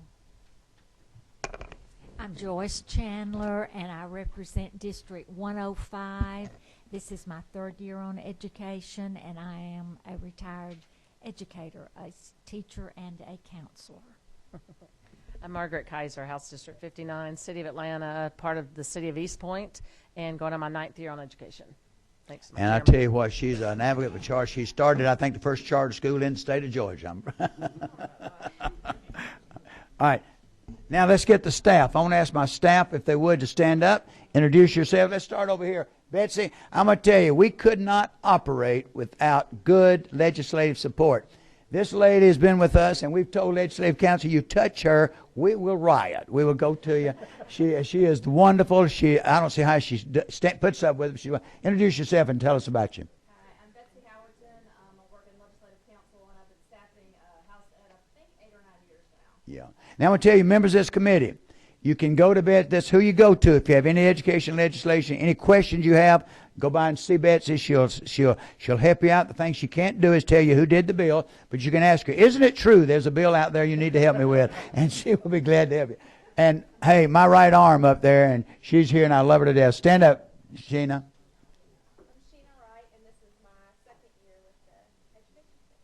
And you can go by the office. I tell you, the lady never loses her temper. She's just as calm. She can deal with me. She's all right. She said, I'm not ever going to have a nervous breakdown. I'm a carrier. I'm going to give it to everybody else. So she's right. And we're glad that we always have some interns that work with us, and we are lucky this year to have two. And these, all right, just,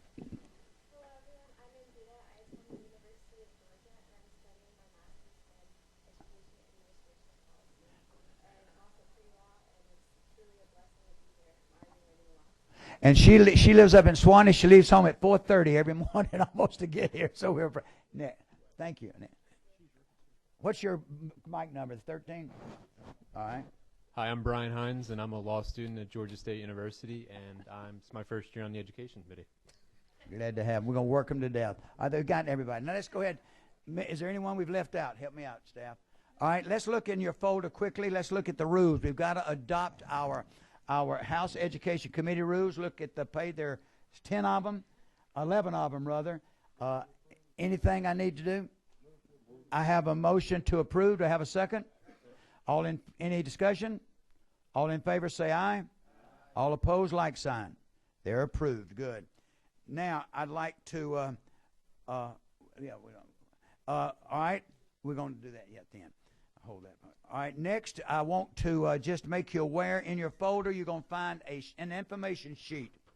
I'd like for you to take this information sheet and give it back to Sheena within by the 1st of next week. I want your name, your home phone, your cell phone, your office location, your house phone now, your preferred email, because please give me a cell phone where I can reach you at any time. This will be critical, and I want you to be sure to let us have that. So you got everybody see that one.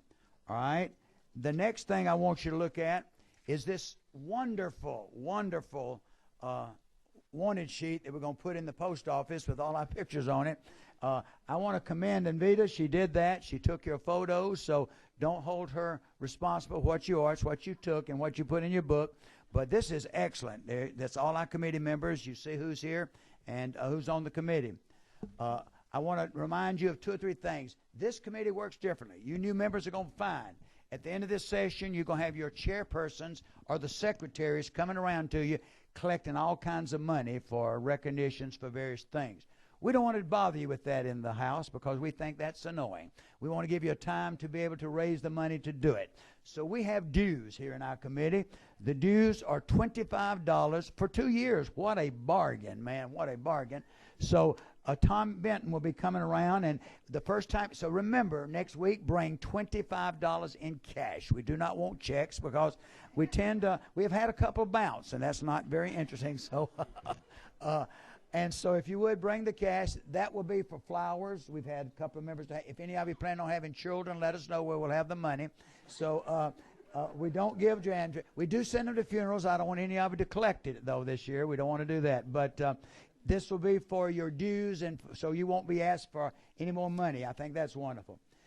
One thing I want to remind you once again, I told you there were 32 people who applied for this committee. I consider this committee the most important committee down here. I don't care. And I'm going to tell you, I expect you to be here. Unless you got, let me know if you can't be here. But I mean, if you've been selected because you said you love education, you want to help, and you've got some problem. But if you have a problem, let me know, and I expect you to participate and work because we got some very critical stuff. So you were selected because you're the best. You're the pick of the litter, and I'm proud of all of you. I want to say one other thing. You're going to be given right now. Mike Dudgeons is going to read to you, because all of our work is done in subcommittees. Everything we do is in subcommittees. That's where testimony is taken. That's where bills are presented. That's where we vet things for hours. When they come to the full committee, we have no one can speak from the audience. You have audience testimony in the subcommittees, but the big committee can ask questions. But I encourage all committee members to go to these subcommittee meetings, if you're not on the subcommittee even, to hear some of these controversial bills if you'd like to, because that's where it all takes place. And we have 3 subcommittees that hear all the legislation. We have 3 set chairs, and we have 3 co-chairs. So tell us the subcommittees, Mike, and tell us who the chairs are and and we're going to give you your assignments at this time. You will get this in writing tomorrow. Yeah, all right. What? No, you're all right. Go ahead. Thank you, Mr. Chairman. So the 3 subcommittees. First one is academic achievement and curriculum. I'm the chairman of that committee. Margaret Kaiser is the vice chair. And the members of that committee are Representative Cassis, Dixon, Tanner, Setzler, and Stovall, members of Academic Achievement and Curriculum. Academic Innovations, Chairman Valerie Clark, Vice Chair Joyce Chandler. Members of Academic Innovations are Representative Belton, Representative Benton, Representative Beskin, Floyd, Howard, Jones, and Teasley.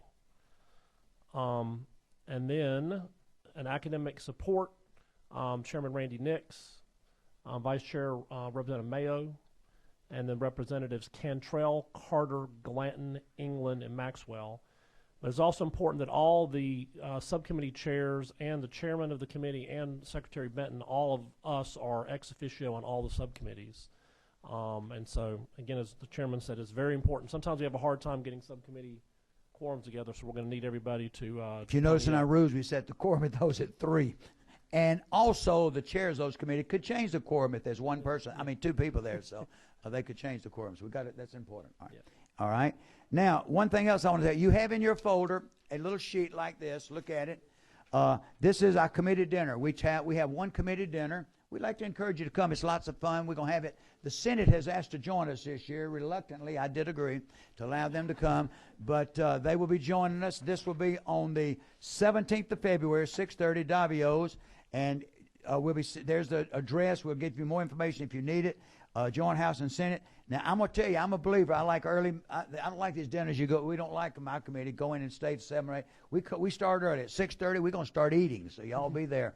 So if you want to get there a little early and talk, that's fine. You can get there at 6 o'clock, whatever. But we're going to be starting to eat at 6:30, and we'll be out of there within about an hour and a half. So that would be good. And we have some great sponsors for this, and so you'll want to come, and that'll be lots of fun. Look down on your list there where it says the joint House and Senate meeting on APUSH. Now, ladies and gentlemen, I want to tell you something. That is critical. That is going to probably take place one of our education meetings. We plan a 3-hour meeting on that day. Now, what we've done, a group of us with the Senate and House have already met with the College Board. We met about an hour and a half, 2 hours, and talked about the concerns that a lot of us have.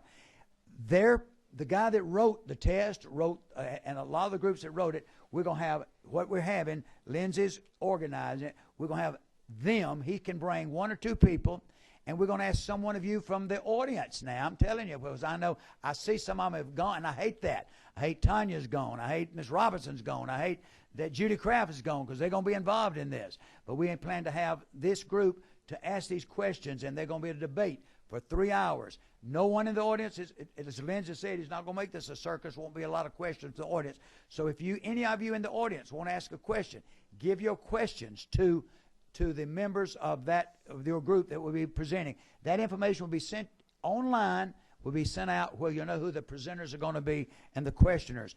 Members of our committee will give our questions to Mr. Tippins or to us, and we'll see that they're asked. All right, we're going to sign it. Now, let's go. We got some bills we're going to sign. We're going to start hearings next week. And then we're through, okay? All right, Mr. Chairman, we have 5 bills. I looked it up. Last biennium, we had 81. Made us the 3rd busiest committee. The Judiciary committees both had over 100 each, but we're the 3rd busiest committee by my simple research. So 5 bills already. And just to point out, to get a hearing on a bill, the procedure is to talk to the leadership of the Education Committee. I sort of keep a master spreadsheet. But we try to reach consensus as a leadership group of the Education Committee, but obviously the chairman has a final call on granting a hearing. But we assign all bills to subcommittee so know where we are, and then we decide from there whether to do a hearing. So, first 5 bills. House Bill 16 by Representative Prince is around whether magnet school kids can participate in athletics at their home school. That's academic innovations, House Bill 16, academic innovations. House Bill 43 by Representative Ernest Smith around rules for parents picking up their children after school. That's academic support, House Bill 43. House Bill 62 around military service exemptions for the special needs scholarship by Representative Tanner. That is academic innovations. That's, again, House Bill 62. House Bill 65 by Representative Michael Caldwell is identical to a bill this committee passed and the House passed with only 3 no votes last year. Because we've already heard it and vetted it last year, we're going to go that straight to full committee. So that's House Bill 65. Probably taken up next week. House Bill 91 by some joker named Brooks Coleman is around rules around high school graduation test for the kids who have not passed it, but now we cannot get a diploma. That is going to academic achievement, House Bill 91. Let me say, House Bill 91, that's one that all of us that have been on this committee more than 5 or 6 years, when Kathy Cox was here, we asked her to eliminate that graduation test. We were upset with the numbers of children who were failing by 1 or 2 points. This summer I met with a group. There was one child that had taken that test 22 times and had been within 2 points and could not get his diploma. He'd been admitted to a college and all that stuff, but he needed a diploma, not a GED. One lady in Florida had taken it 33 times, and she could not get in the military. She could not get a job in the executive office of Walmart because they did not accept the GED. So what we did, we went to South Carolina and looked. There are 4,500 of these students, 4,500. If the Board of Education hears them 2 or 3 at a meeting, it will take about 50 years to get them their diploma. So we are going to grant them as a legislature a diploma. So we've got a bill that simply says if you've passed all the requirements for graduation other than passing a test that is no longer required, the state no longer requires it. We said it's not a good test. They don't even require it for graduation, that their system can grant their diploma. And we presented that at Yale Sunday and got a standing ovation. The principal superintendent said it's the best thing they've ever heard. So we're hoping that 4,500 students will have a diploma and will be able to get a job after this bill. I hope it'll just breeze through. So hopefully you'll support that, all your organizations. Anything for the good of the order? If not, Hey, I love that. You're adjourned. Thank y'all so much. Yeah. Oh, I'm sorry. Mr. Wood had what it. Well, that's okay with it. Yeah. Cindy, are you here? Did you want to say one thing? She's representing Mr. Wood. Let her. I'm sorry, I overlooked you. All right. Go ahead. Go ahead.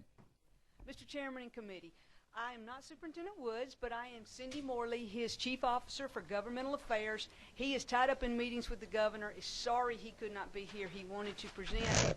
We just want to let you know that we're excited about working with all of you, excited about what the future holds for us. We are very supportive, and the superintendent has already come out in support of 2 of your bills, House Bill 100 and House Bill 91. I appreciate him doing that. Give us a number to reach you. Everybody write this down if we want to get in touch with the superintendent and you. Here it goes. 770. 770. 365. 365. 2103. All right. And is it possible to introduce yes. some of our new staff as well? We have Matt Jones, who is going to be the Chief Officer of Academics. Come on up, Matt. Where they can see you. All right. We have Jeremy Spencer, who is going to be the Associate Superintendent for the Come on virtual up. school. And we have Harold Logston, who is Director of Special Projects, and will be working with you as well. Very good. Well, one thing we want to say now, this is important to us. We would like to insist that at every meeting we have, y'all put them on the calendar, and that someone that can answer questions would be here, and tells Mr. Wood that we will schedule him next time. We appreciate that, All right. and we will definitely be here. We're here to work with you. You all have my number. So. Sorry we overlooked you. I'm sorry we were just we Not got a them. problem, I did not Chairman. realize that. Thank you. Thank y'all so much. All right. If y'all would stick around, I'd like to meet y'all, and we'd like to talk to y'all. All right. How do you turn this on?